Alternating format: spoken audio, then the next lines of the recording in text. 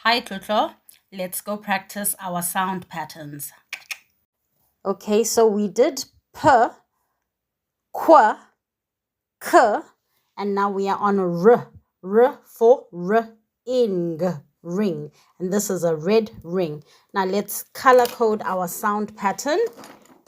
So when a Q is followed by a U, it sounds like qua. So qua for quiet is brown, and qua for quiet is brown.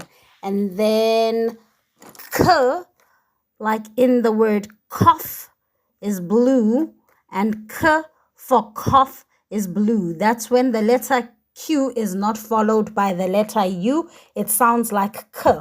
And the cough that we are referring to is this. This is a letter of the alphabet in the Greek language, and it's called cough.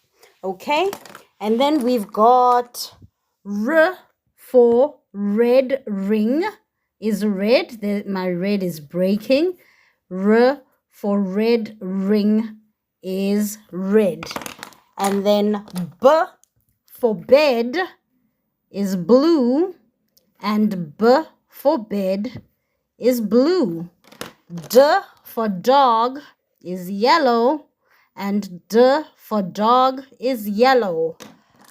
K for cat is purple, and K for cat is purple.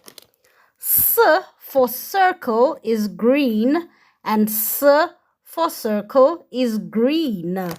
And then H for hug is black, and H for hug is black. And then E for injection is purple, and E for injection is purple. And then I for ice cream is pink, and I for ice cream is pink. And F for fat is green, and F for fat is green. And E for elephant is brown. Okay, E for elephant, we'll make it brown, and E for elephant is brown.